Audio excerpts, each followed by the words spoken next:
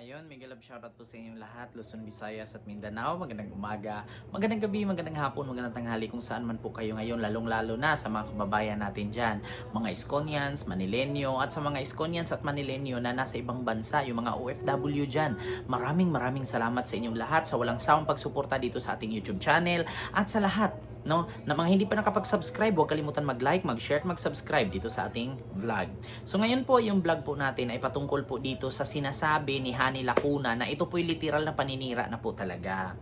So ito, sabi nga niya, toxic cycle daw ang ginawa ni Isko Moreno. Toxic si Isko Moreno maging kaibigan.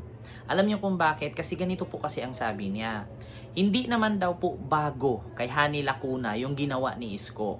Kasi dati daw, nung naging mayor daw si Lito Atienza, naging kaibigan daw at nakasama ni Isko, ngunit kinalaban din daw ni Isko.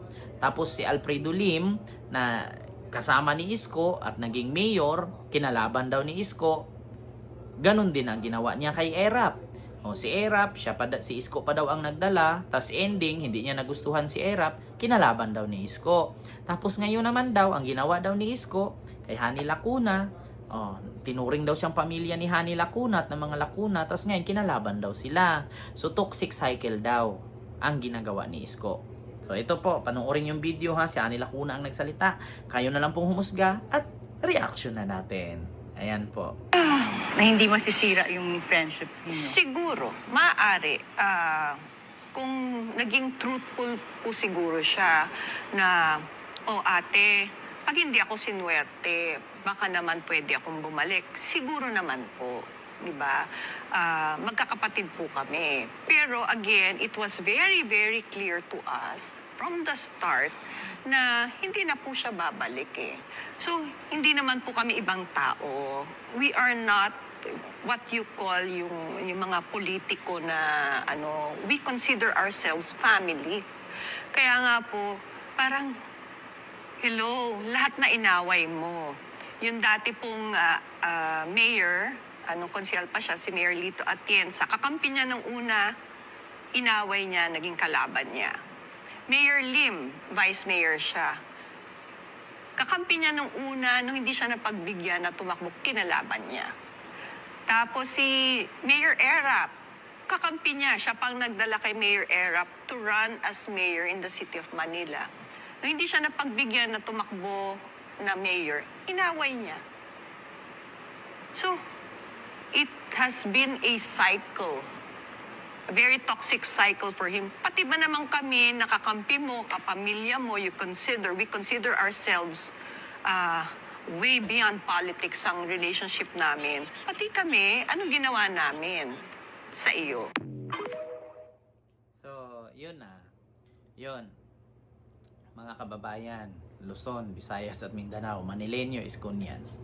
Hindi nyo ba napansin na kadalasan sa mga naging kasama ni Isko ay naging kalaban ni Isko? Una, ito lang napakasimple lang eh.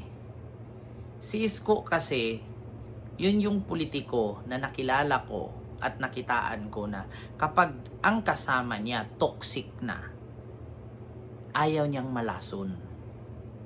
Di ba pag sinabi nating toxic, lason yan. So, ganito. Si Isko kasi yung politiko or si Isko kasi yung klase ng politiko na kapag nakita niyang pulpul ka na politician, bakit ko isasali yung sarili ko sa ganyang kalakaran? 'Di ba? Halimbawa ako, si Isko kasama ko. Ako ang hilig kong magnakaw sa kabanang bayan. Ako ang hilig kong mangurakot. Ako ang hilig kong mangutong. 'Di ba? Tapos si Isko hindi mahilig sa ganyan. So, mananatili ba si Isko Moreno sa side ko sa pangungutong? Malamang sa malamang aalis si Isko. Bakit? Hindi naman gawain ni Isko ang mangutong eh. Ito ha, simple lang. Nung panahon ni Atienza, marami ding anomalya. Kaya kung alam mo naman sa panahon ni Atienza maraming anomalya, mananatili ka bang dumikit sa kanya? Siyempre, didistansya ka. Sa panahon naman ni Alfredo Lim, marami ding anomalya sa panahon ni Alfredo Lim. Hindi lahat perpekto, lahat nagkakamali. So nung panahon ni Alfredo Lim na nagsama si Isko at si Alfredo Lim, marami ding anomalya. So si Isko kasi yung klaseng politiko na pag alam niyang sasabit siya, lalaya siya. Ganun yun. Alam mo na sa sarili mo na kumunoy, tutuloy ka pa, umatras ka na. Oh, sa panahon naman ni Erap, kitang-kita po natin, mga kababayan, hindi pa ko pinanganak, Erap na yan. Kung naalala nyo po yung nangyari kay Erap noon, kaya po siya nakulong dahil sa Flander. Kaya po siya, meron pa ngang isang nangyari doon nung mayor pa si Erap. Sa unahan, may nagtatapo ng basura sa dagat. Tapos sumunod sila Erap, nagsisibot-sibot. Oh, anong tawag nyo sa ganong cycle ng pagpamumulitiko? Or anong tawag nyo sa ganong klaseng politiko? Ipakita mo sa taong naglilinis ka sa dagat, pero yung unahan mo may nagtatapo ng basura, scripted pala. Naalala nyo noon? Oh, may mga reporter sinusundan si Erap. Ngayon, may mga reporter na nauuna, may mga vlogger na nauuna. O kuya, ate, ba't tinatapon yung basura? Ibawal yan itapon sa dagat. Anong sabi nung dalawang tao? Iyan po ang utos ni Mayor Erap, itapon daw namin kasi lilinisin nila. Oh, anong tawag ninyo kay Erap sa ganun? Matino? Utusan mo yung mga tao magtapon ng basura kasi dadamputin ninyo. Oh, magpakitang gilas lang. Hindi nila iniisip na ang kamera umiikot. May media.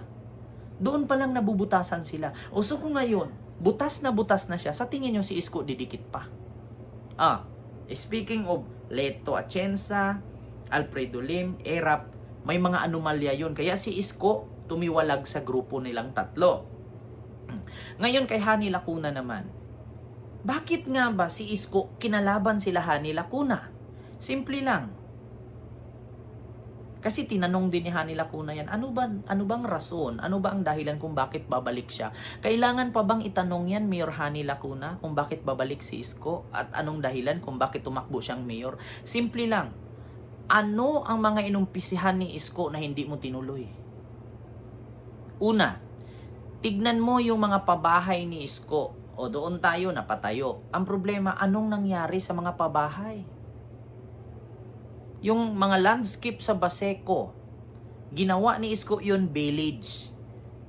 Pero ba't parang basurahan na ngayon? Yung ginawa ni Isko ng mga paaralan, ba't parang wala ng update mula ngayon? Tignan nyo, noon si Isko nung mayor pa umiikot gabi-gabi. Bakit nung si Lacuna na ang mayor, wala na kaming nakitang umiikot sa gabi? Nung si Isko ang mayor, ang baba ng crime rate sa Maynila.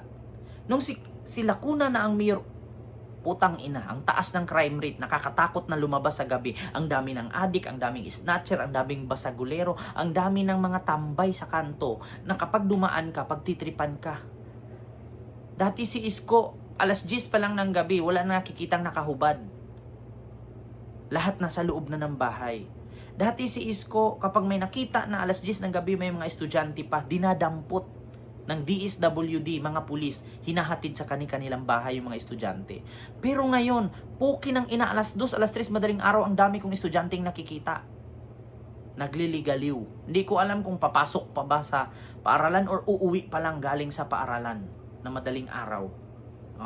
At take note, dati si Isko, kapag mag alas 2, alas 3, alas 4 ng madaling araw, ang makikita mong tao sa kalsada, mga street sweeper.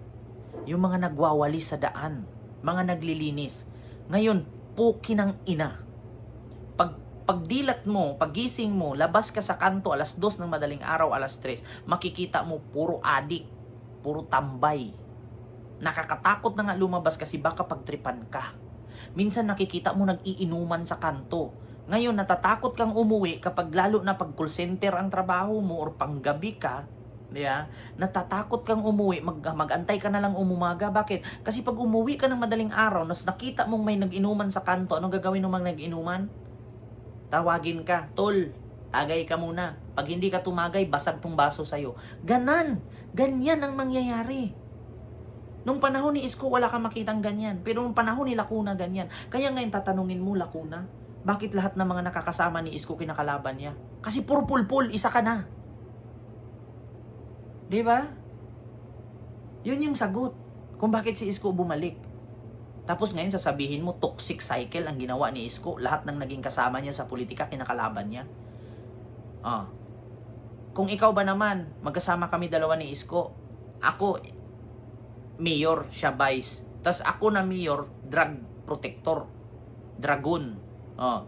Sa tingin mo si Isko, hindi naman addict, hindi naman drug protector, hindi naman dragon.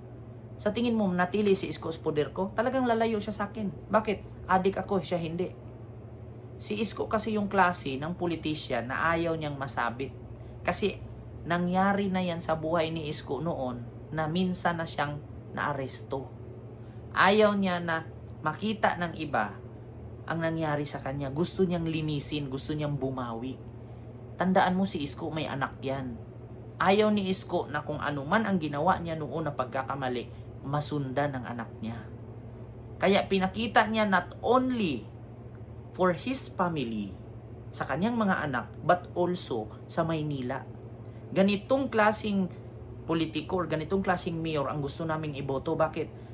Pinakita niya not only his family na pag may mali ka, wag mo nga hayaan na manatili ka sa mali, dumistansya ka. Kasi alam ni Isko at alam nating lahat na may anak si Isko na susunod sa yapak niya. Bakit? Papayag ba si Isko na lagi na lang siyang sangkot sa gulo, sangkot sa pagnanakaw, sangkot sa plunder, sangkot sa korupsyon? Na siya nga iniidolo ni Joaquin, kaya nga si Joaquin pumasok na sa politika eh. Malaking kahihiyan kay Isko yan na masundan ang kanyang yapak ng kanyang anak. Ayaw ni Isko na ganun. Kaya ngayon, gusto mong maintindihan, Mayurahani, kung bakit halos lahat ng nakasama ni Isko naging kalaban niya? Kasi ayaw ni Isko ng toxic na kasama. Ayaw ni Isko yung pulpul na umasa na lang sa gawa niya. Magkaroon ka kasi ng originality, hindi yung puro ka na lang gaya-gaya. Yeah, so yun lang. Maraming salamat. Masakit man yung aking sinasabi pero totoo yun. Bakit? Sa tingin mo ba kung maganda kang mamuno, Mayura, si Isko, papalitan ka? Hindi. Hindi tatakbong mayor muli si Isko kung nakita niyang maganda ang pamumuno mo. Nakita niyang pangit ka mamuno, wala kang pakialam, kaya nga siya na lang ang bumalik. Puro pa kayo reklamo. Napapagod na kami magbayad ng utang ni Isko. Kaya nga ang sagot ni Isko, kung napapagod kayo, umalis kayo dyan. Ako na lang. Tapos sisigaw, huwag ka nang bumalik. Pero ang reklamo nyo, napapagod kayo. Kaya nga si Isko na lang bumalik dyan eh. Siya na lang magbayad ng utang eh. Kasi puro kay reklamo, wala namang kayong ginawa. So yun lang. Maraming salamat. And see you next vlog. God first. Thank you. Bye-bye.